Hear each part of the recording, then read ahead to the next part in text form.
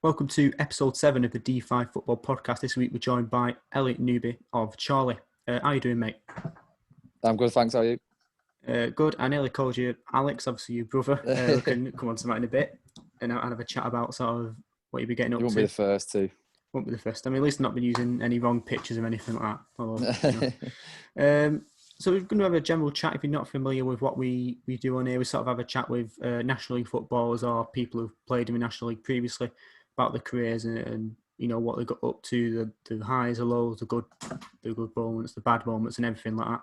And obviously there'll be a main focus on sort of the more recent stuff and the higher ups. You know, we're just going to be honest, but we can also have a talk about some of the lower league stuff and how he got to where he is and the mistakes he made, and you know, sort of some of the stupid stuff perhaps he did that perhaps look back on and sort of I regret that. General sort of question we always ask. The first one we always ask is, how did you get into football? Well, obviously, starting my brother, just playing with him in the street, like just where we live.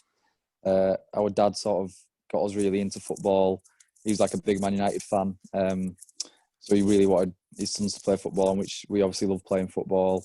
Started going, played for sort of our local team called Furnace Rovers, and just started there. Really, just started enjoying football, loving playing. Obviously, had that competitive edge with my brother, which probably like helped us push on a bit.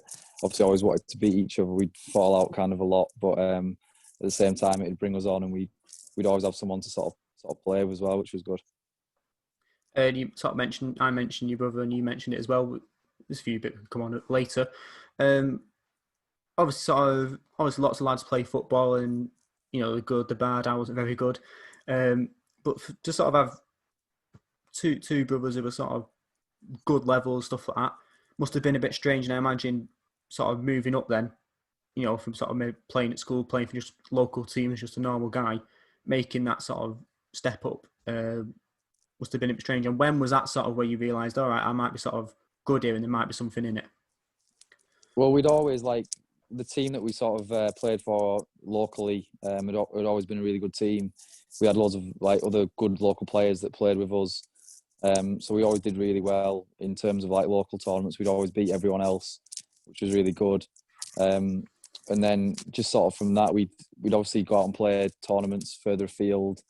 And then that's when sort of scouts start noticing you, and they'll come and speak to you, and they'll be like, "Oh, you're brothers, like you're both good players." And then it just sort of continues like that. You get a few people talking about you. Then obviously where we live, it's quite far away, so whenever like scouts from professional teams or anything did come to sort of where we live and watch, it was kind of a big thing. It wasn't like say Lancashire, Manchester area where there's loads of different teams about there and there's loads of different clubs. When a professional team came to where we live, it was quite a big thing, really. So obviously, like you said, you played for your team, scouts and stuff like that, and obviously hometown team Barrow. Now, for those not familiar with sort of northern geography, Barrow is sort of it's in the middle of nowhere. Basically. Middle of nowhere. It's off the other end. It's dead hard to get to. So obviously joining them, I think, it's sort of natural thing if you're at that level, good enough to, you know, you're not just sort of Sunday League or anything. That's going to be one of the teams you're going to join because they are one of the bigger teams in the area. Perhaps only one even remotely nearby is probably Carlisle maybe. So Barrow then, hometown team, getting involved obviously. What was that like? Well, first, to be fair, we both, well, me and my brother, but I joined Bolton first, Bolton Wanderers. They sort of scouted me. I went and signed there. My brother joined shortly after. We both played there from sort of, I think I signed at 11, which obviously involved a lot of travelling from where we live on the end of the earth to Bolton. And mum and dad would be doing a lot of travelling, taking us there and back, which that's where we sort of both did our like learn our football from there, which I really loved it there. It was a great club to play for. At the time, obviously, I think when I signed, they were in like the Premier League, in the sort of European places, if you will. They were one of the best academies around. So it was a really sort of good academy to play for.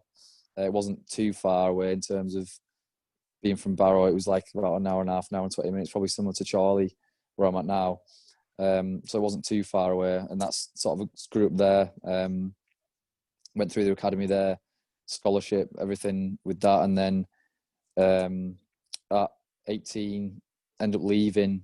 And then for sort of a year, you're kind of in the wilderness after you've left the football club you've been at all your life. It's quite difficult. I know a lot of players obviously get into that situation at sort of 18, 19. And I ended up sort of floating around on trial at various different teams up and down the country. I went to Scotland, I went to Aston Villa, Cardiff, loads of places on trial. And it just kind of nothing really worked out as in to get that professional contract, which you look for. And then obviously being from Barrow, my brother was already at Barrow. At the time, he'd already signed a year earlier than me there. I sort of spoke to him and was kind of interested in signing there, and the manager had heard a bit about me, obviously through my brother and stuff. So I ended up just joining there, and they just sort of moved up to the conference at the time from the Conference North, so they just got promoted and they were sort of going into more of a full-time training schedule, which was good. And obviously I knew a few people there, and just ended up joining there, which was at the time was really, really good for me. And like I said, your brother would have helped out, and I think there's a bit of a trend that picks up. We'll talk about that later though. So obviously Barrow, we first of all spoke about sort of you've gone around to these different clubs, said Cardiff and Aston Villa. You didn't get, obviously, like I said, the professional contract you would have wanted, but you would have been involved in some way, even if it was only on trial for a few days or whatever, or a week or whatever. Do you think that sort of moving around to lots of different squads, even for a short amount of time, different coaches, that you would have picked up skills that perhaps you didn't pick up being in one place for 10 years? Yeah, I'd say so, definitely. Obviously, at that time, you kind of just want to be fixed with a club. Like, well, for me at the time, I was sort of panicking, like, am I going to have to drop out football? You don't really know. It's kind of a worrying sort of stage for you when you get released from an academy you've been at all your life. But obviously, it was in the long run, looking back at it now, was a really good time to learn different things, see different clubs, how different people did things, learn certainly a lot about yourself, and it definitely helped me in my career in terms of experience, and even not being signed by any of these teams. I did quite well at some teams. Other teams I probably didn't do enough to get signed, but certainly at a few teams I felt like I had a really good chance of signing, but then things just sort of don't work out perfectly for you, and you learn to sort of overcome that, really.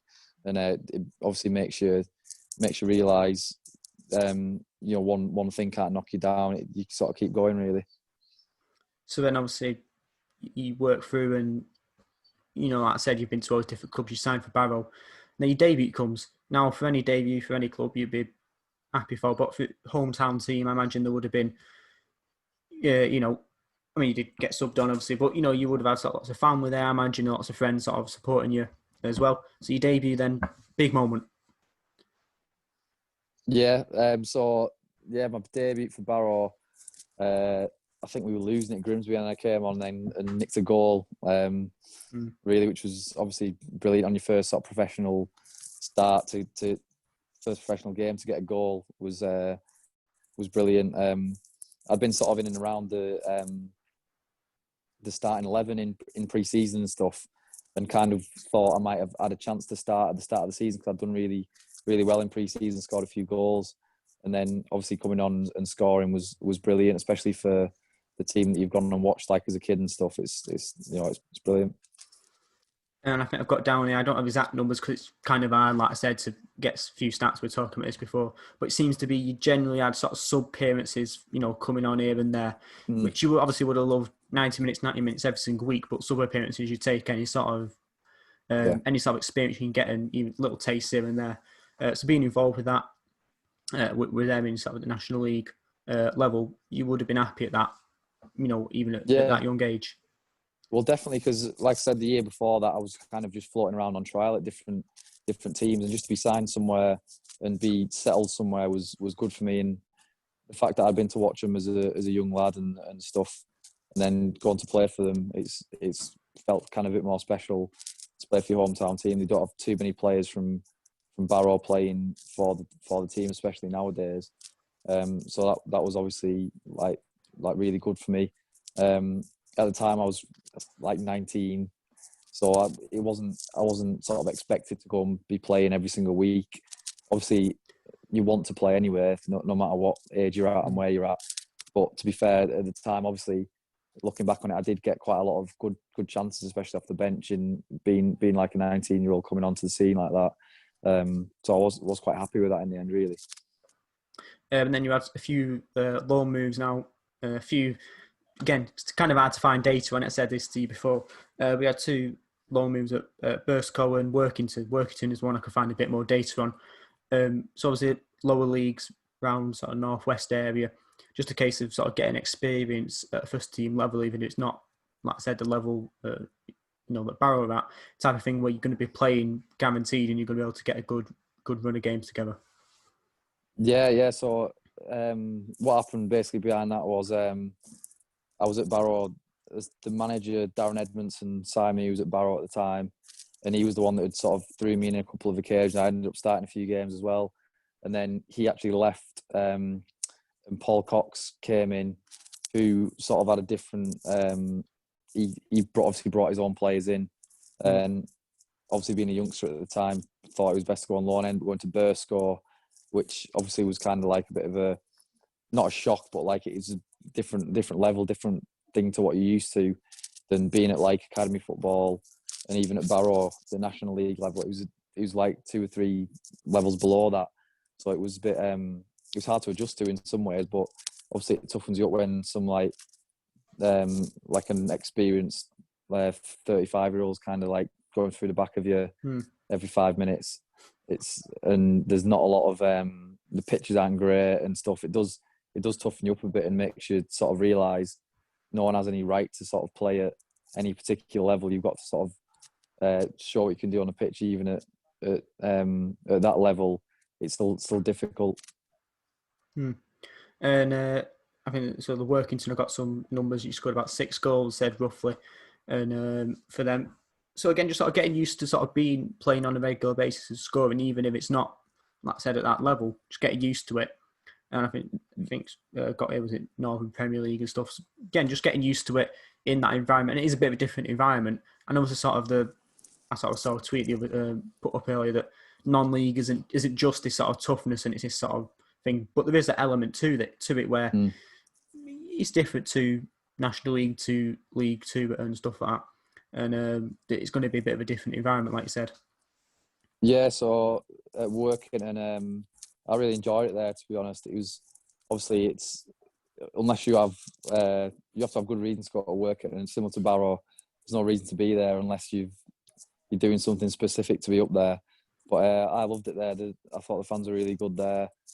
I sort of put everything into doing well there because I really thought that if I did well there, then I'd get more opportunities at Barrow. And at the time, it was quite an important year for me at Workington, and I ended up playing regularly. They had a really good team at the time. They had quite a lot of experienced players there, and me as a younger player sort of got brought in there to give them a bit of something different, which I liked the sort of role I was given there. And I enjoyed my time there. Again, the team was in a good position in the Northern Premier League. I think they finished in the playoffs like 2-3 seasons in a row. So it was a team that was sort of always up there near the top of the league. So I really enjoyed it there. Did well there for half a season. And then you got your move to Altrincham. I think the loan was they weren't allowed to sign you on for a bit longer on a loan. I think that was the rules. Something about 3 months or something, wasn't it? Then you moved to Altrincham on loan at the end of that year. Now they were obviously bounced back up to National League now, but during that period they were in, I think fair to say, really bad trouble that this season back-to-back relegation. So you're going into that then. You've seen they've been relegated the previous season, I think, and now, down near bottom of the league, only won 1 game all season. Half you must be thinking, oh no, this is going to be, you're going to be losing every single week. But also maybe half is like, this could be a bit of a challenge where, it's going to be a very tough environment, but what's the phrase, sort of pressure makes diamonds type of thing, where have the worst thrown at you, and then you're never going to have anything worse than that in your career. So, if you can get over this, then get over anything else. Yeah. Well, I'd say the same about Altrincham as I did about Working, and the sort of club and the fans and the like staff and everyone there was really good. Like a place that I really enjoyed being at. Obviously, at the time, the club was sort of in a bit of a, not free fall, but there was a kind of they were on a dip from where they had been previously, and I think they got relegated out of the National League, and now they found themselves bottom of the National League North. And to be fair, when I went in there, my sort of attitude was like, I'll just go and do as well as I can. I won't sort of try and get bogged down in what's happened at the club previously before I was there in terms of like the league position and it looking like they were going to get relegated 2 seasons in a row. That's not something I sort of focused on. I just focused on trying to do as well as I can. And it was obviously my first time playing in the National North.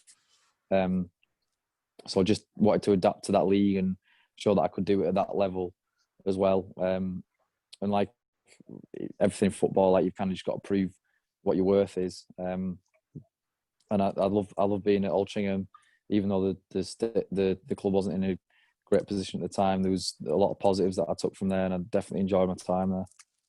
And you scored a bit of I'd call it a fluky goal, but I think the number is 9.26 seconds or whatever.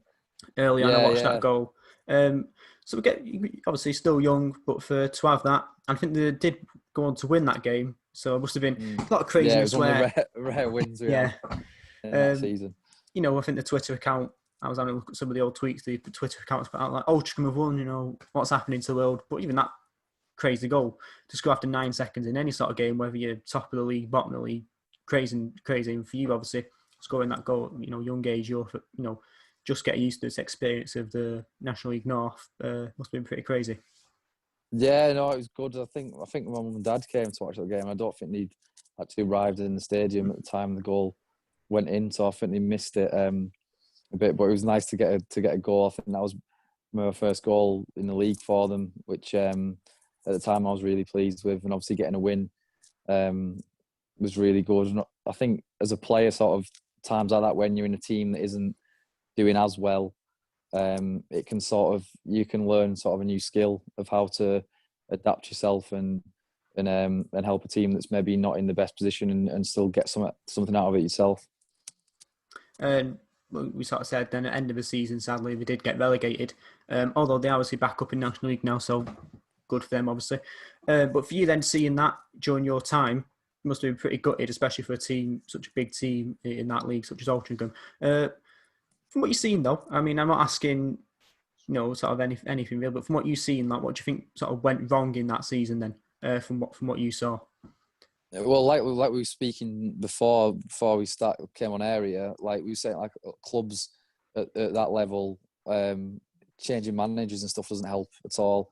And I think they had, even before I came there, I think there'd been 2 or 3 different managers that season at Altrincham. So it just sort of proves that when managers aren't given enough time or things are changed too early, and managers don't settle quickly enough, it can have a big effect on the team. I think it proves like what Altrincham are doing now. I think the manager that they've got there now has been there for quite a while, and he's sort of, it's easier to keep a manager on board when they're getting success straight away. But it just proves that with the right manager, and if you put sort of trust in a manager, then they can sort of build a team that's their own. And if they've got more time to do that, it's a lot easier. So obviously you left them and left Barrow in general, permanently, and got moved to Telford. Yeah, so at the time, obviously, I'd played quite a few games for Altrincham. I'd done quite well in my loan spell, despite the team sort of lingering at the bottom of the league. At the time, I think I wanted to leave Barrow because the manager, Paul Cox, at the time, I don't think he was ever going to play me, really. From my perspective, it didn't seem that way anyway. It might have been different if I'd stayed on another season. But I sort of just decided it was time to sort of go my own way and move away from the club that I played for the last 2 years. I hadn't played too many games, but they did want to keep me there and stuff, but it just sort of felt like the right time to move away. And obviously, moving to Telford, it's a bit of a strange place to move from Barrow, but they'd sort of seen me play when I was at Altrincham, and they sort of sold the club to me. There was a really nice stadium and stuff down in Telford. and I just sort of went for it really.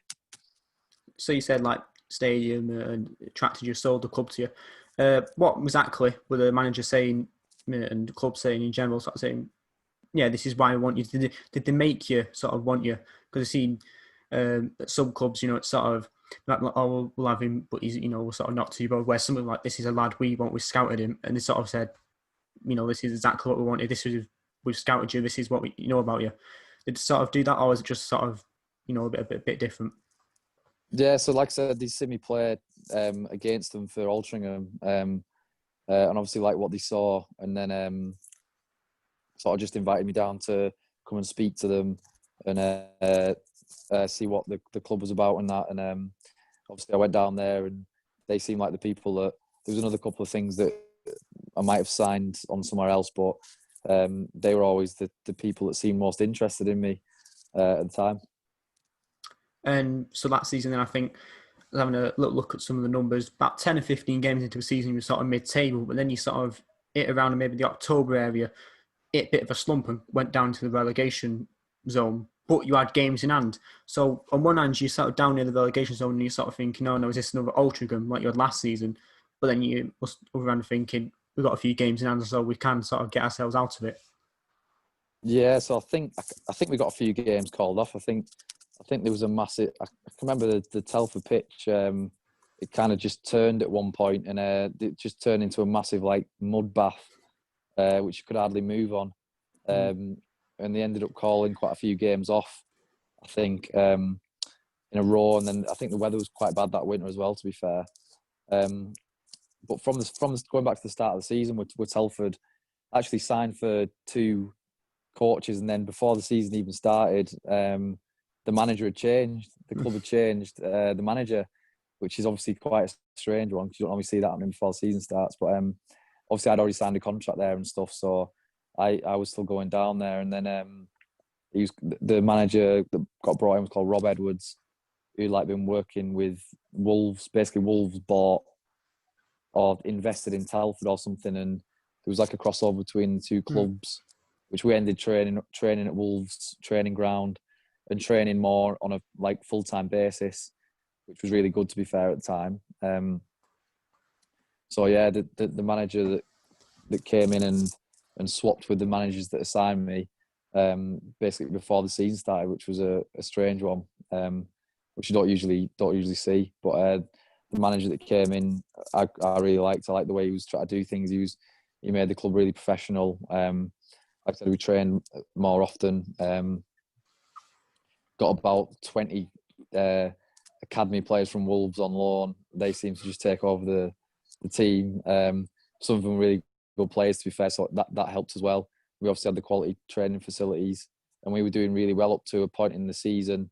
And then, like I said, we ended up getting a few games called off, and then we ended up being a bit adrift. And then I think at the time, I think it was his first management job, and he was a really good manager in terms of like how detailed he was in setting things up. But I don't think that he was sort of ready for the challenge of being put into that situation, into like a relegation battle, which we found ourselves in. So things sort of changed at that point, really. And then you put a run together at the end of the season, I think, when you got your games back that you'd lost and you survived pretty comfortably. But I mean, still, you got the games in hand, but you've got to win them. And that must have been in your brain that, yeah, we've got these 2-3 games in hand, I think it was. But if you're losing, then you're in sort of trouble there. And yeah, like I said, it's one of there. You must be thinking, oh, this is another altering or whatever. But eventually, you did survive. So again, it's one of them. You would obviously love to get promotion and get up near the top, or whatever. But you're just happy to sort of not get relegated. Then would you say that's sort of what you were thinking there? Yeah, to be fair, at the start of the season when we went on quite a good run, we were in and around the playoffs, and we definitely had the capabilities to finish in those positions. But like I said, it just being behind on games and all sorts of things happening, just being unlucky not to get a few results, and then things can turn really quickly. But luckily, we sort of sorted ourselves out. We brought a few good players in to help us near the end of the season, and it was kind of felt, obviously, it's always better to be on a winning side that gets promoted, but just sort of the relief when you're when you're looking like you could be in a bit of a dodgy situation, but you do manage to pull out of it, is a really good feeling as well. And on a personal note, I think the numbers are 38 games, 7 goals. I don't know if that's the league or just in general. Again, sort of the numbers are quite hard to come by. On a personal note, though, you'd be happy with that for sort of the midfield area? Yeah, so I wasn't too. I was quite pleased with how I did that season. I think I ended up getting a couple of like Player of the Year awards, which was good as well, like Fans Player of the Year and stuff. So that was good. Obviously chipped in with a few goals as well. In that season, I think I ended up playing like loads of different positions. I think we ended up going 5 at the back. I sometimes played midfield, sometimes played wing back a few games. Then I played more of a wide player, a winger or an attacker in some games. So I learned a lot of different formations and stuff. And like I said, I really enjoyed it there. The fans again were brilliant there. I really enjoyed playing there every time we were playing at home. It was a great atmosphere. The fans really made a difference and made me sort of feel welcome for somebody that was kind of quite a long way from home, really. And then you left Telford at the end of the season. I think I was looking back at the sort of announcement tweet for my research. A lot of fans were obviously quite sad to see you go.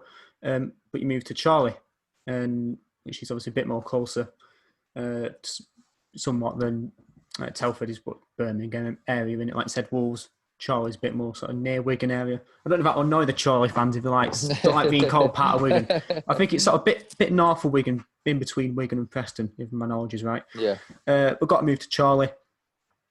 And well, again, I've got an idea of how it came about, but how did that move come about? Well, so obviously I was doing quite well at Telford, but the manager ended up leaving at the end of the season, and the assistant manager ended up taking over. Who's the manager now, called Gav Cowans. Basically, for me, it was always at that time. I'd always wanted to kind of move a bit close to home, to be honest, because it was very hard sort of living away from home, especially when you've got no sort of friends and family down there. Like, obviously you're making new friends and things, but just being so far away from the rest of everything that's going on in your life, I sort of made the decision that I would prefer to move back a bit close to home and sort of back up north. And obviously Chorley expressed some interest. They'd seen me play for Telford against them. So they obviously, like happens a lot in football, that's sort of a lot of the time that's how you'll get a move to another club is when someone sort of sees you and likes what you're doing for that club and thinks they might suit us to have him as well. So luckily they were interested. Obviously my brother was there. I think he must have put in a nice word for me, which is rare, and sort of said he might be worth signing. I knew another couple of lads that were at Chorley as well that I'd played with previously in my career, so they'd obviously put in a good word and ended up eventually signing for them. Yeah, that's what I was hinting at, that sort of your brother was there and sort of he'd put in a word. I think that's sort of like, I think that happened quite a few times. I did ask you before we started about, you think you sort of almost followed him, if you like, to quite a few clubs. I think you said Barrow, Workington, quite a few clubs. So I don't know if you end up at Rochdale in a few years, then we'll keep that trend going. I don't know. Yeah, anything can happen. If I end up at Rochdale, then people will be asking, there must be something strange going on here. But no, like I said, it's more coincidence than anything. Obviously, when to be fair, it happened when I was at Bolton, I signed there first, and then he ended up joining after, and then it was a bit different with Barrow and Chorley. He was there first, so generally we've always kind of followed each other to different teams. And on another couple of occasions, he could have joined the club where I was at. Obviously, when managers are speaking to you and they sort of notice that you've got a brother or something, they'll mention it and they might say, "Oh, would you want to come and play here?" and stuff. And luckily, obviously, Alex kind of said that it might be a good idea for me to come there, which obviously good for me because it sort of suited what I wanted to do in terms of moving a bit further up north and moving to a team like Chorley, who'd been around the sort of playoffs and pushing a bit higher up the league, was felt like a good move anyway. He could have wound you up as well and sort of said, nah, he's rubbish, don't sign him or anything like that. So Yeah, I think got he a might good have tried that, to be honest. I think he might have tried that, but no, yeah, he must have said something all right for me to sign. Bit of rivalry then, I think, that, like I said, obviously both still young. I think it'd be interesting to see who gets sort of better career if you like sort of pan in terms of appearances in the league or, that type of thing, most goals or whatever the type of thing is. We'll see. Come 40 years old, we'll see who's got the better career. If we're still going, we'll get you on for that. But I doubt this podcast will still be going in 20 years. So yeah, if I'm still going in 40 years, I think that I'll be happy with that full stop, to be honest. Yeah. And like you said, got you moved to Chorley, a bit close to home. One note I want to make, I made this before we started. Chorley's badge, big Lancashire rose on that, I like that. So shout out to whoever designed that at Chorley. I think Barrow used to be part of Lancashire as well before they changed the boundaries. So yeah. Big up the Lancashire Rebels anyway. You got your move there. And that first season, like you said, what attracted them is that they've been sort of up there around that before that. And I mean, we can go into it. So that season then, you were up there for most of the season and you must have been thinking, finally, something that's going properly, we're going to win the league. Yeah, so obviously joining there, the sort of Vermore straight away, the manager said, look, we want to try and win the league. That's the simple goal. And the team, there was already a really good team there. I think when I signed, they brought in maybe one or two others, but mainly it was the sort of same team that they'd been successful with in the last few years. And straight away going in there, obviously you meet the lads and that, and all the lads were brilliant. I'm still like really good mates with a lot of lads now, even though they've moved on. It was one of the best sort of seasons I've enjoyed in terms of just the enjoyment of playing and being in that dressing room was really good. Sort of a bit of a crazy dressing room. You had some kind of strange people in there, but at the same time, it was really fun. And obviously, when you're winning, it's even better, isn't it? Like that's what you play for, really, to win. So yeah, it was a brilliant season. And so the title race comes down, you were near the top, but sort of things change at the end of the season. You get a game against Stockport and you beat them. And you got 2 points clear. And you just think, we've got 2 games left. You must be thinking, we've got this. You must be thinking that. And then I think the sort of permutation was like, if Chorley win, Stockport lose, match week 41, that's it, it's over. And Spennymoor happens. Yeah, and well... Yeah, it's just obviously we beat Stockport in what was I think it was the third last game of the season. We've kind of been neck and neck all year. We started really well, and then they caught us up a bit, and then we kind of again got a bit in front of them, and then it was kind of builds a bit of like a showdown. Whoever won that was probably more likely to win the league, and obviously we won the game. So we weren't celebrating then, but we were thinking, we've done the hardest part now, and so after that you kind of think, right, obviously a bit of time to recover on to the next game, and the next game sort of came 2 days later. I think it was that Easter weekend where you sort of play on Saturday and then Monday. We beat Stockport on the Saturday, and then we didn't really have time to sort of catch our breath before we were playing Spennymoor away, which is a really difficult place to go on there. It's kind of sloping pitch. They've been a really good team in that league for quite a while, so it was I think they were obviously in the playoff positions at the time, so it was a really difficult game. I think a draw would have suited us, but we ended up conceding with basically the last kick of the game, which sort of after the game, if you went in the dressing room, it sort of resembled a graveyard. It was just completely quiet. Everyone was just, after sort of the joy of beating Stockport on the Saturday to losing against them on the Monday, it was kind of the complete opposite end of the spectrum, what you get in football. So like I said, that game, you would have draw would have been all right for you. You got a penalty. And you was thinking, penalty, yeah, we'll win, would be absolutely brilliant. You missed the penalty. And then they go, and I think it was a header or something in the last minute from a corner or a cross or whatever. I was looking at the highlights. Their fans sort of go off and it's like, oh. And I could listen, I'm not a Chorley fan, but I was like, I felt that, and I'm watching this back, knowing what's happened. Yeah. But then you go into the last game of the season, and sure, they're ahead by a point, but you must be thinking, I think they had to play Nuneaton, who were bottom of the league, cast adrift. Yeah. But still a chance mathematically. Like I said, we've seen stranger things happen. Sometimes that I think I remember a few years ago in the Premier League, Newcastle beat Tottenham 5-1 and they were already relegated. So something like that could happen. But then it didn't happen. And you look back and you think you've got that draw, that point would have sent you up as champions. But you go into the playoffs. And playoffs happen. And so for you then, like I said, you're obviously gutted. You beat Stockport, you're thinking, I've got a good chance there. You're gutted that you just missed out or whatever. How do you readjust yourself then from that? All right, we've lost it against Stockport, but we've got to now go on and sort of do the work in the playoffs.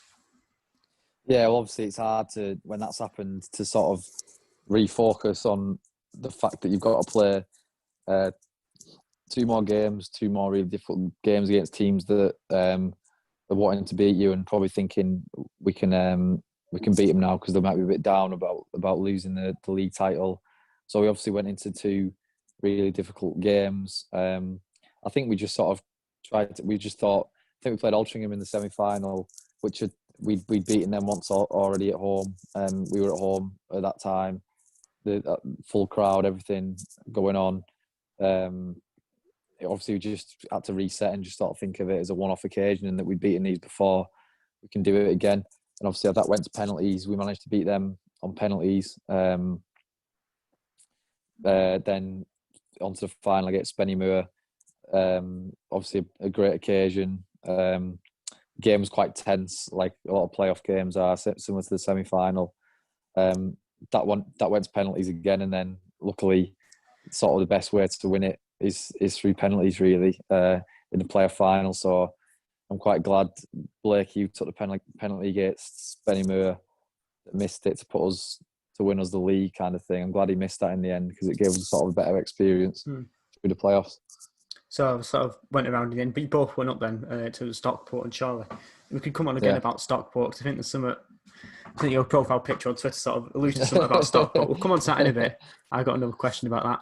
You get promoted then, and so for you then you'd be thinking, all right then, promotion, National League.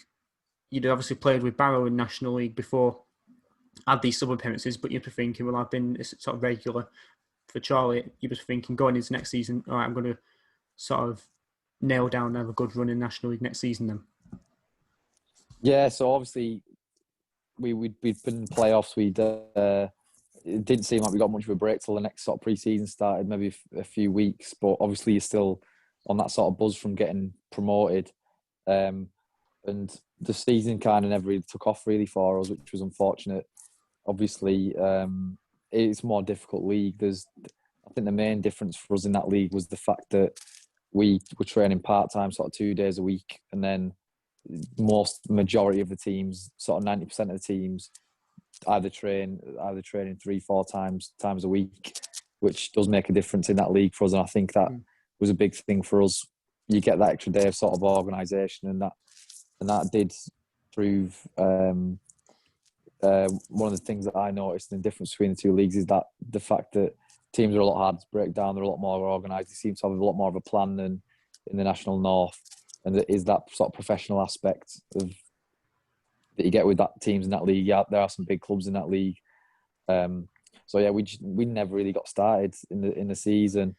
And then once you get in that sort of rut of losing games, it can be difficult to get out of sometimes. We did have sort of a few sort of what you call sparks of sort of good moments. The one was a 3-0 win against Stockport, which we alluded to a few minutes ago. Now I think there's a bit of beef between Stockport, you and Stockport, because I think there's a lot of, when the sort of goal went in and stuff. I saw a lot of Stockport fans sort of saying ha ha ha ha, and then you score that last minute goal against Stockport in National League. I think it was must have 4 headers, something. I think if I saw in the highlights, 4 headers, half volley, bang, and then your arms out in front of the fans. And I think there's about a couple of hundred Stockport fans sort of, wanting to jump over the barrier and sort of smack you. Not very happy, yeah. Well, so obviously, go on, sorry. No, I was just going to say that's sort of your profile picture now, isn't it? And you've still got it on there where I think you've got your arms out. So, story behind that then, because I'm sort of a little bit educated on it, if you like, saw a few of the comments, but sort of full story behind sort of winding up Stockport fans? Yeah, well, I'm still actually getting abused to this day. I'd sometimes just wake up to like direct messages on Twitter from Stockport fans. Just if we've lost a game, they just, one of them seems to message me saying just kind of like bringing up the fact that we've lost and stuff. Obviously, we were neck and neck for the league with them. They've obviously got really, really good support for the National League North. Obviously, getting 4, 5, 6,000 fans is obviously crazy. So they've got really good support, a really well supported team. The fans obviously supporting their team. We had that bit of beef from the previous season. I don't think we'd actually won a game up to that point in the National League. So for us, it was a big result. Obviously against Stockport, even better. I think the reason why I did that was because I started the game on the bench, and I think I was quite annoyed at starting on the bench. So when I came on, we were sort of already winning 2-0, so we were in a really good position, and I was just sort of kind of like fuming from being on the bench still. So I wanted to get on the pitch and sort of do something and let my anger out on the pitch. So obviously managed to, through a crazy amount of headers, like you said, ball just dropped to me and I hit it, and then I just decided, like, the Stockport fans, obviously they'd been giving us abuse all game and giving us abuse for coming second in the league and all that, and it was just kind of like that, coupled with me being annoyed not starting and wanting to show what I can do on the pitch, sort of just boiled over, and I just decided to just go up to the fans and that, and then I don't think they liked that too much. It's interesting how it happens, though. Like I said, you were neck and neck that whole season, and just one little change would have meant you would have gone up. And yet the difference now is that they're doing sort of up there, and you got, like I said, relegated. Difference, even those small margins, how sort of that could change. You said that's also the fan base of Stockport. They've had lots of problems. You know, the reason they're in the National League North and going back up now. And like I said, you were part time, which makes a difference, of course. Just sort of crazy how that can happen. Yeah. It was always a bit of fun, really. Obviously, they are a really well supported team and stuff. It was just kind of a spur of the moment thing really. But they're also doing really well at the moment in the National League. I think they've got a bit more of an investment now. They've always like a big club to that level, but they've got a bit more of an investment now, and they're doing really well in the National League. So. Yeah, let's hope you get a move there to Stockport at some point, so you can calm I don't know about that. Put an end to that beef. Then you won't be getting any more messages then. Listen, if you mute to them, the score 20 something, I think you'll stop all the messages. So yeah, well, we've I don't know. I think the earliest week I think we've been drawn. We've drew Guiseley in the FA Trophy on Tuesday, but if we win that game, I heard might be playing Stockport at their place, so that could be.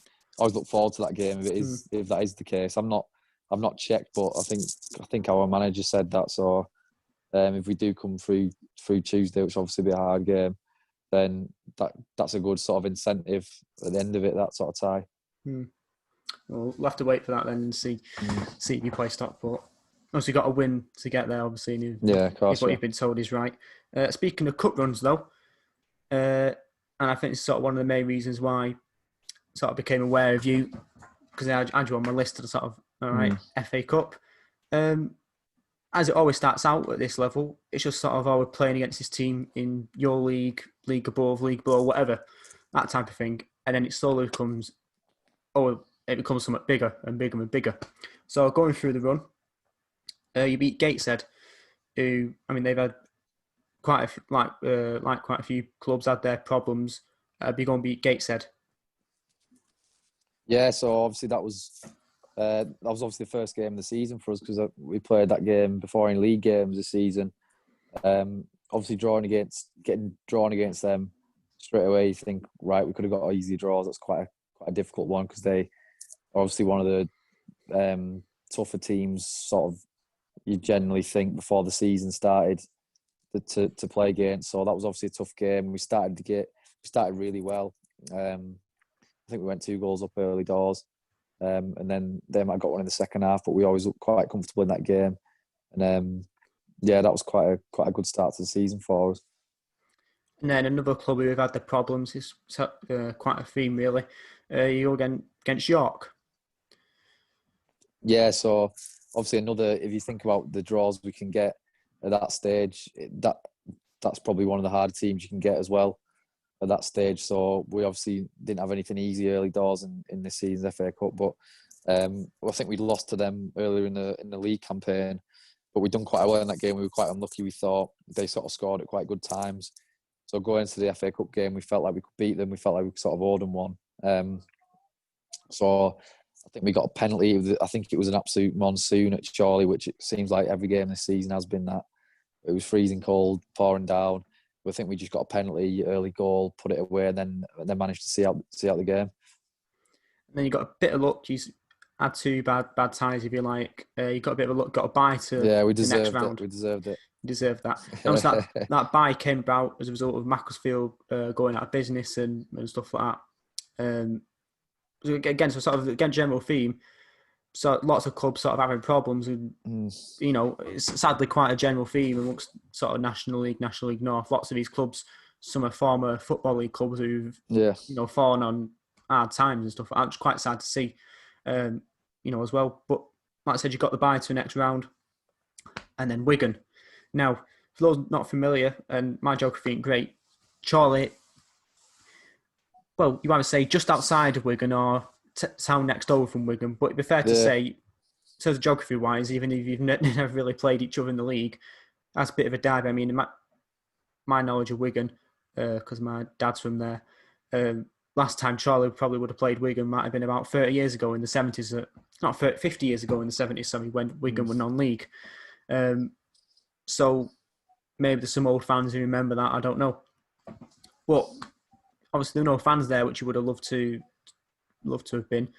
But coming up against Wigan, even though, like I said, they're League One and sort of, again, we're saying it again, another club in trouble. It's come quite a theme. Must have been absolutely amazing to sort of play against some of those players, like League One standard players. Yeah, so I actually didn't know Wigan was anywhere near Chorley, to be fair, till people started saying it's a derby when we drew them, because I've been to Chorley loads of times, obviously, through football, but I've very rarely been to Wigan, so I didn't even notice it was there, to be honest. But obviously, apparently, it's a bit of a derby. Obviously, Wigan club were great, like history and stuff, especially in the FA Cup. They obviously only won it sort of less than 10 years ago, which is mad to think of, really, for the sort of situation they're in now. They've obviously fallen on a few hard times financially, but still a really big club and still a team that obviously posed a very difficult task for us. At the time of going into that game, we'd not started the league season very well at all. I think we'd only got 1 point out of the first sort of 5 games, but we'd obviously done really well in the FA Cup, so we were in a bit of a difficult situation. And that game sort of was a bit of a mad game. They obviously went 2 up. Then they got a man sent off, which sort of galvanised us.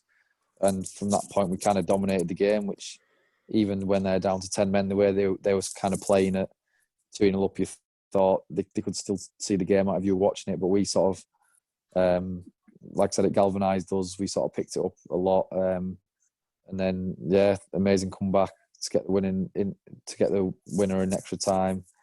For us was amazing to win it in that sort of fashion. So, like I said, scoring, absolutely, like I said, we were fans there, but to score, that goal, like I said, must have been absolutely amazing, especially against, that sort of level of opposition. And in a competition, like I said, that means so much for a team at your level. Yeah, it's obviously like even just getting drawn against them and being at play at their stadium. Obviously, it's a stadium that you've seen on TV in the Premier League and stuff. Like you think it's like a great occasion. FA Cup's always a great occasion when you get to the first round for non-league teams. But yeah, to obviously help us by getting the first goal to make it 2-1 and get us back in the game was really good. But just sort of generally, just when you're part of that team and to come back from that and be part of such a memorable day, that's what it's all about, really, isn't it? And that's it. Wigan are in that sort of what do you call it, sort of middle area. being if your team in League One where they in the past have been the team who've been the giant killings. Remember they beat Man City a few years ago in the final, of course, but also just in normal fourth round or whatever it was. They can go and have these amazing stories, and they are the heroes and they are the sort of giant killers. But then they can also be on the receiving end of being a giant killer. You know, they're in that sort of awkward position. So sometimes they're absolutely happy. You know, we beat Man City, and then it's like, oh, we lost to Chorley. So it's awkward middle ground. Then you go on again, obviously, to Peterborough. Same league, but I think the Peterborough club who've always been that club in League One, which is like they're knocking, they're going to get promoted, they're going to get promoted. So, no disrespect to Wigan, like I said, you would be thinking these lads are falling on our times, they're here, we can go for them. And like I said, you get a bit of luck sending off, what have you. You must be thinking, oh, Peterborough, gosh, like, these lads are quite good. Yeah. Obviously, it's beating Wigan is still an amazing result, no matter what sort of financial position they're in. The way they sort of started the game, even against us, you were thinking, wow, these good players we're playing against here. But yeah, obviously getting drawn against Peterborough, I think they were top of League One at the time when it got drawn. So we couldn't have got a harder draw. It was the hardest draw we could have got. I think our assistant manager came in. I remember him coming in on the Monday after we got drawn, and he was like, he said something like, we always give ourselves a chance against Wigan. We always thought we could have won, but Peterborough is going to be different, which sort of didn't seem like a positive message. But I think we understood what he said by it was going to be a much harder game with the form they were on, being at the top of League One, being a club that had seen us beat a League One team already. So it wasn't a case of catching them cold. It was more a case of they know we're a good team. We're not capable of beating League One teams, so they'd be ready anyway. I think they put out the best 11 they could have, which obviously on paper you're thinking it could be a difficult evening, especially after them going 1-0 up in what seemed like the first kind of seconds of the game. You're thinking this could be a long night. I might not actually get a touch of the ball here. I might just be running around the pitch chasing shadows. But we kind of grew into the game. And after we sort of realised, hang on a sec, we can go toe-to-toe with these. There's nothing to fear. We did that, and then we grew into the game, and then got a goal in the second half pretty early on, I think, and then another one pretty much straight away. And then after that point, we were pretty comfortable as well. It felt like we were in control all the game, to be fair. Obviously, they sort of came a bit at the end, which you expect against any opposition, no matter what sort of level you're playing at.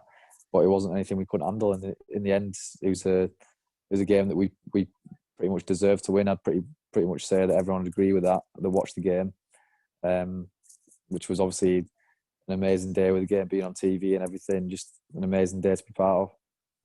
So obviously, like I said, we just spoke about Wigan, Peterborough, and then the draw. Where you imagine you were watching the draw, waiting for Chorley to come out, and what was your reaction then when you saw Derby?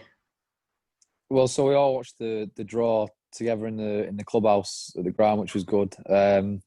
Obviously, when you get to the third round, it's kind of like you think, oh, hang on a sec, we could draw one of the best teams in the world here. And it's sort of mad to think about that.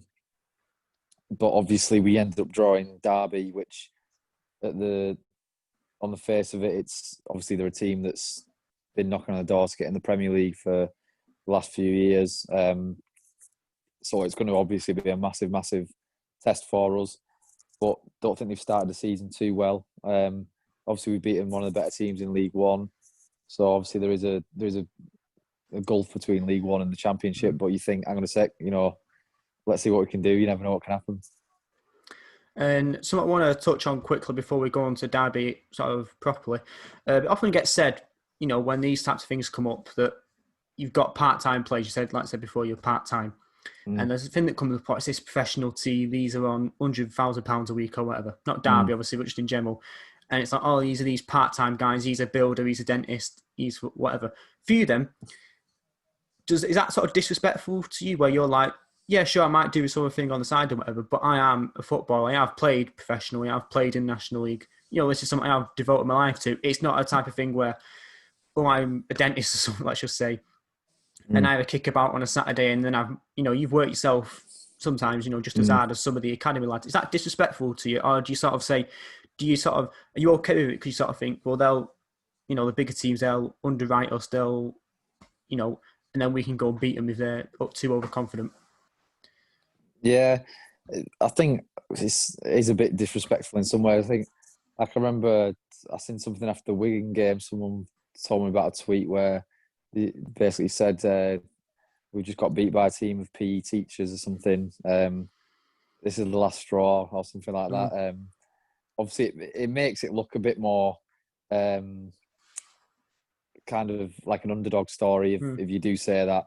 But at the same time, like if you know anything about sort of non-league football, especially the higher sort of top 2, 3 leagues of non-league football, there's a majority of players have played in the football league or played at professional teams at some point in their career, or the players that have sort of come up from lower down or played in non-league football but have got a real sort of they really want to play in the football league anyway. So there's not too much of a difference between a lot of players in the lower ends of the football league and the national league, especially with the amount of money being thrown around in at some teams, especially in the conference, because everyone wants to get promoted to that to the football league, and there's only two spaces. You end up getting a lot of players dropping down into this level. So I think it is quite. It's not completely true when they're claiming that all these people they're not proper footballers. They're not. They're just doing it, having a kick about. They're not professional teams. So that's completely untrue. Obviously, when you drop into part-time football, some lads choose to get jobs and do other things, which is obviously completely normal. If you're not playing football full-time, then that's something you can do. But it's far from the truth to say stuff like that, though. Yeah. I guess it maybe does come true at a point. Obviously, further down you go, we've seen Marine, the team, they're playing Spurs. Again, that's even big of a jump. But even some of those lads, like they might have dropped down from perhaps your type of level. So it's not always like that. And yeah, some of those lads will be sort of builders or whatever PE teachers, like you said, those types of things. They are that, but also footballers, and they have a good level of good level of the team. And like Marine, like I said, they beat Chester, and they had to beat some of these teams in and around your level. So they're not, it's not like they're coming in like they're drunk the night before or whatever, and they're beating. No. They have to be on the game, and also the upper teams in the higher leagues, they're off their game. You get a bit of luck, you get a penalty here and then you go through. That's just how it is. It happens at times. You get a bit of luck here and there. And yeah, exactly. Yeah, it's exactly like that. You obviously see lower league teams up the game for when they're playing against bigger teams, but at the same time, there's lots of players that have sort of slipped through the net that can play definitely at a higher level. Even at teams like Marine and stuff, you'll see players that will stand out in games, and you think, hang on a sec, they could play a lot higher than that. Maybe they've just not had the right opportunities or anything like that. So you'll see good players at lower league levels that can play higher. And when a team obviously ups the game on the day, like always happens in the FA Cup, then that's when you get sort of these upsets, which we see. So you're coming into Derby then. I'm not sure. Are you aware like what the rule is about fans going in? Is there anything like that, or is it? Because I know there's been a rule recently about they've decided fans can go in. I don't know if there's any. I don't know if there will be a change between now and about a month now. They might sort of say some fans should go in, but either way you're coming up against these players, and as well, I'm not 100% sure what they're doing. I know Wayne Rooney is obviously at Derby. I'm not sure if he's playing anymore. He's gone into a managerial role there because they sat their manager. I'm not 100% sure. Maybe this will change by the time it's out. I don't know. But if you then, like I said, these players, what are you expecting from them? You're obviously going to expect they're going to be quite good, but sort of from just having probably just general, sticking TV on or whatever on an evening, perhaps seeing them on TV. What are you actually expecting from them? I've not really seen them. I think I might have watched a bit of one game when I think we played Barrow at the start of the season I think it was in the League Cup. I watched a bit of that game. Obviously, they've changed the manager now. Obviously, the main draw with Derby is obviously Wayne Rooney being there, which obviously is one of the most noticeable names in football for anyone. So obviously that's an amazing thing for him to be coming to Chorley. But yeah, we expect them to be a really good team, a team that's probably, if they're not doing too well in the league or they've not started too well, they'll be looking to sort of turn the season around, and they'll be looking to go far in the FA Cup as much as we are, and they'll obviously see our results which we've had against two League One teams, and they'll probably think, hang on a sec, we're not, it's not just going to be a complete walkover. We're going to have to turn up and do the right things to beat this team. So, like I said, just a general sort of thing you had before the past two games where you said, yeah, these lads are better than us. There's a reason they're playing League One or Championship. There's a reason why they are, earning that type of money. But it is also, like I said, if they're off their game, they're distracted by the league or whatever, they want to get promoted or survive relegation or whatever their thing is.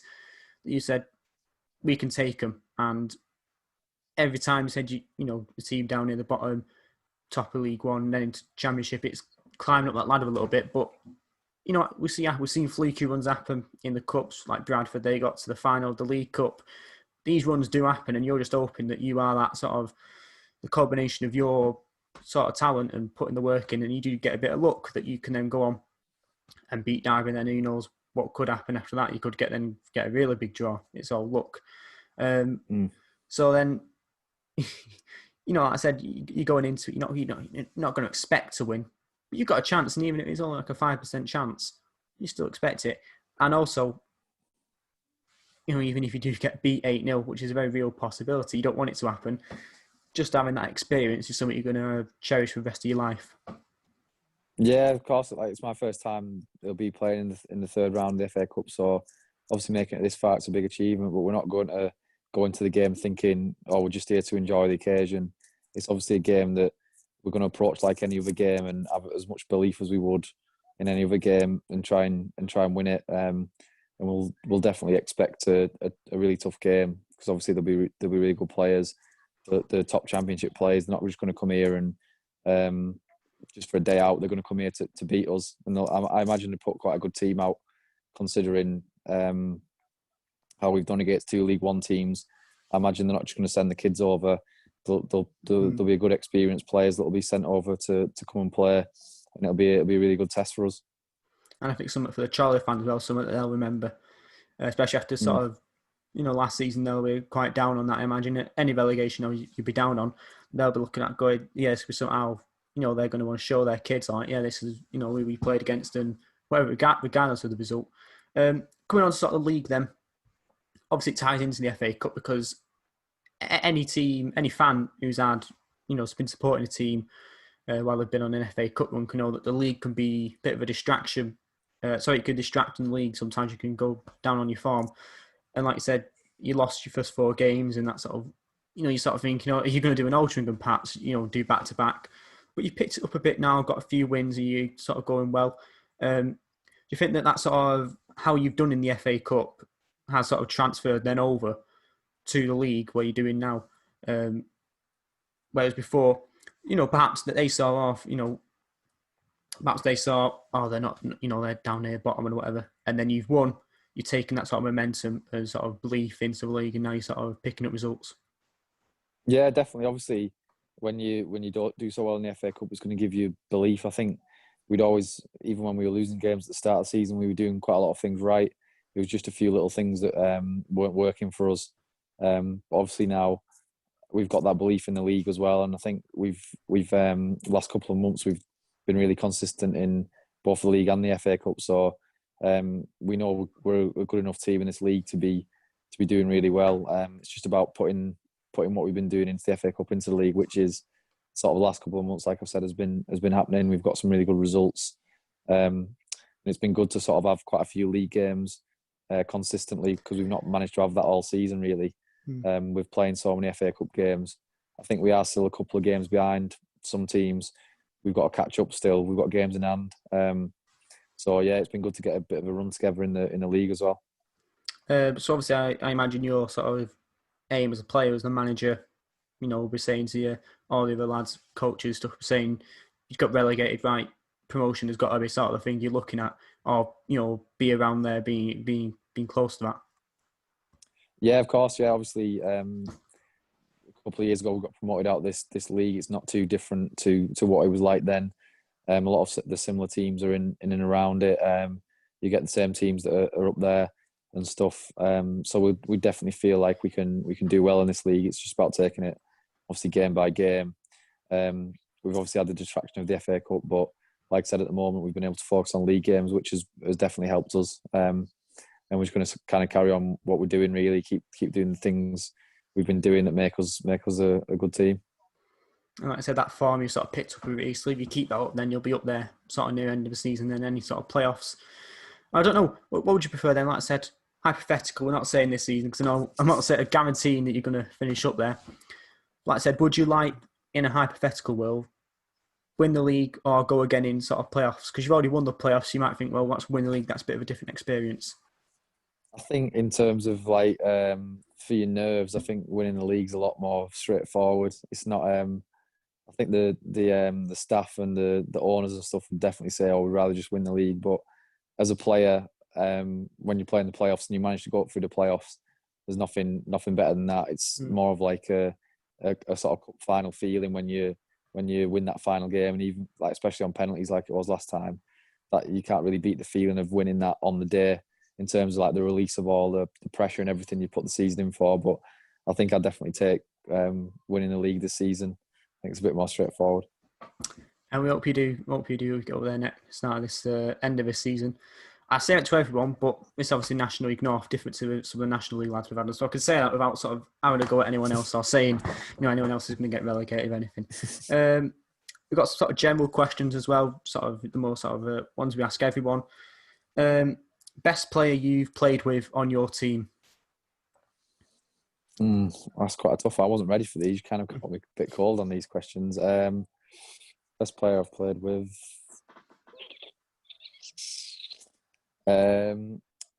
Obviously at Chorley I've played. I'll probably rather mention Chorley players. Obviously, I'll say my brother because he's I've played with him so much. I'd say he's one of the best players I've played with. Enjoyed playing with. There's been a lot of good players at Chorley. Obviously, people like Andy Teague, who've been like a legend at Chorley and done so well for him, and sort of laid the foundation for us getting promoted and everything. People that are there at the moment, like Matt Irwin, who's a goalkeeper for us. He's one of the best players. He's one of the best goalkeepers I've seen in the league. He's always someone that's sort of consistently one of the best players every week. He's always making important saves for us. So yeah, in terms of people at Chorley, they're people that have sort of I'd say have stood out. This might have changed a couple of weeks, I guess, but best ground you've played in? Personally, I was lucky enough to play at White Hart Lane when I was at Bolton in the FA Youth Cup, so that was obviously a really big ground to play at, which was really good. Obviously this season, Wigan, Peterborough, obviously really good stadiums as well. We've obviously been lucky enough as well to play at some stadiums which have just been built. Like last week we played at Boston, which was the first game at their new stadium. So it's nice to play at grounds that are new as well, which you do find at this level. There's quite a few stadiums that are popping up, and obviously I've got to mention Charlie's ground as well. It might not be the newest ground, but it's got a bit of history to it, and it's a nice ground to play at. Yeah, there's a bit of character, sort of the hills and sort of around it. It's a bit different. I always like a bit of a unique ground. It's always got something a bit different to it. A bit of sort of, not sort of the normal copy and paste one you get with lots of other grounds. A moment where you thought, what am I doing here? What is this? This is not what I signed up for. Could be absolutely anything. Where you thought, there's things you expect. This is what I expect to happen. And perhaps even things like, I didn't think that would happen. But something where you thought, this is completely out of the blue. Something completely different where you thought, I had no idea that this was going to happen. Completely unexpected. Again, some tough ones, to be honest. Probably, I'd say that for at times where you're thinking, why do I do this, when you either on a bit of a losing rut, or things aren't going too well, or you're not playing as much yourself. You kind of think, why is it all worth it? Like, but then obviously on the other hand of that, you see moments like we've had this season, and that I've had quite a few of in my career, which I'm lucky enough to have had, like promotions or winning big FA Cup games, and then you kind of think, oh, hang on a sec, it is worth it really when it comes down to it. The hard moments sort of make the better moments even better. Advice you would give to young players coming into the game, perhaps they're 15, 16, sort of in an academy, perhaps a bit older, 18, sort of, like position you were, sort of left in the wilderness, or perhaps even a bit older, where they've sort of been let go by a club and sort of wondering what to do. So advice for sort of young players trying to get into the game. I'd definitely say, I didn't do this myself, but I did in a way, but I think I could have done it earlier possibly, is probably go and play like men's football, non-league football if you have to drop down to non-league, but just go out and play games as much as you can.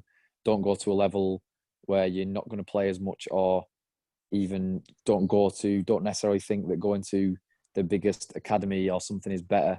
It's more about getting that experience under your belt and playing matches and improving yourself, because that's how you improve. You're not going to improve too much if you're just training or on the fringes or just in and out of the team. I'd definitely say if any young lads, if I speak to any like academy lads that we get on loan and stuff, I always say like definitely get yourself out and play as many games as you can, because that's what gives you the experience. That's what helps sort of managers trust you as a young player, because it's hard to throw young players in an environment where you're expected to get results as a manager, and they only build that trust by playing games and racking up them games. Perhaps it sort of links to the question we just asked, but sort of this is not sort of about a regret. Sort of a point, if you could go back at any point in your career, it's obviously early on, you're not 30, but if you go back at any point, sort of change a result, change something perhaps at a moment, sort of just to see an alternate timeline of what would have happened, perhaps left this club earlier on, moved here, or perhaps sort of, I wish we'd won this game, or whatever. Just change the result to see what would have happened, a sort of alternate timeline of what would have happened. What moment would you change and why? I'm not really a person that kind of thinks in that sense, like what would have happened. I prefer to sort of accept what's happened and just go with it. But in terms of moments like that, probably when I was younger, if I knew the things that I knew now, when I was coming up in like academy football, like I said, when I was at Bolton, then I might have done a few things a bit differently. But then you only gain sort of that experience through going through the hard times and going through the good times and learning through playing matches and being at different clubs. So it's hard to say I would have done this differently, I would have done that differently. I'd just say that like if I knew what I knew at certain points in my younger career now from playing non-league football, from playing men's football, then I may have done certain things differently, but it's hard to say that really. There you go. That's a nice little sort of a bit of a dodge, but I guess sort of some aspects about Bolton. Now it's fair enough. Like I guess sort of that's two different mindsets where I mean, I'm not said this, but I'm not a Chorley fan, obviously. But I can look back. Well, I might, to see what would have happened is what would have happened if you, sort of won the league, and then would you, stayed up, Yeah. Sort of also sort of what would have happened. No, that is a good one. Yeah. And sort maybe of, if we. Sorry, go on. No, I was just going to say that you said you would have seen what would have happened. Who knows what could have happened? It could have been you could have got less points, sort of alternate timeline type of thing. That's sort of the mentality I think as well. And perhaps is a good one to have. I mean, it's okay for me to think like that because I'm not a player. I'm just sort of guy asking questions and stuff like that. But for a player, I think the worst thing could have been, I wish I'd done this or whatever. And that could, take a shot, or I wish I'd gone round in this way. And, I wish I'd gone around in this way or whatever. And then that could linger on your mind for the rest of the game and it could mess you up. So I think it's good to sort of say, right, yeah, I messed up, perhaps that was wrong. But now I'm going to go on in it and sort of focus on the future and learn from it, of course. And your manager will probably have a go at you saying you should have done this, but you'll learn from it and then, get better. So I guess sort of different mindsets, which I appreciate that. And that's just one of the sort of generic questions we ask. And it's good, put them in a compilation. You can see, well, what do they all think? Yeah. Once we've got quite a few of them. No more questions, but sort of what message would you have for sort of Chorley fans watching this? Obviously, sort of big game coming up as well. Just in general for the season, message for the Chorley fans. I'd say obviously it's we're hoping that everyone come back to the ground soon, mainly, and watch us play. I know that even like my family members and stuff are kind of eager to come and watch some football. It's just unfortunate that Chorley's, as well as like all of Lancashire, I think, is in tier 3 of the lockdown restrictions, so they can't have any supporters at all. It's obviously been a long time, nearly a year. If you take into context last season that they haven't watched games for, and obviously it's kind of a bit upsetting in some way to not have had the fans at Wigan and Peterborough. I know there'd have been a few thousand at Wigan, obviously with it being close by, and there still would have been a few thousand at Peterborough, and it would have been good to celebrate in the ground with them fans. But I know that from all the sort of nice messages we've been having on Twitter and like online, and just messages that have been sent to the club and like schools and stuff around the Chorley area, that everyone's been watching and keeping an eye on it, which has obviously been really good to see, and obviously still getting that support even though it's from afar is really good. Yeah, that's all what a lot of people say is, like I said, that sort of fans are sort of very, say, hurting, if like upset, like I said, they can't come in, especially for some of these bigger games, but sort of the hopefully sort of once things, get sorted out and that you can come back in some kind of way, and then, sort of kick on from there for sort of next season and sort of, hopefully things go normal. And it's sad, like I said, that Chorley fans would be absolutely gutted they couldn't go to the Wigan game, but for sort of things, sort of get back to normal, and then we go in. So just thanks, like I said, for coming on and, taking time out to come and have a chat. Ran over a bit, I think, from what we normally said, but it's fine. No, I've enjoyed it. It's a bit longer. I don't know what exact time it is, but maybe it's a 2-parter. I don't know. Lots of good stories in here, and I think we'll be putting some clips out on Twitter or whatever for some of the sort Hopefully of. Hopefully I haven't bored you with my Barrow accent. No, like I've got same similar sort of accent, Lancashire area, so I think there might be a lot of the southern ones who sort of saying, "Oh, these northern guys with their accents or whatever." No, I might get a few northern views though.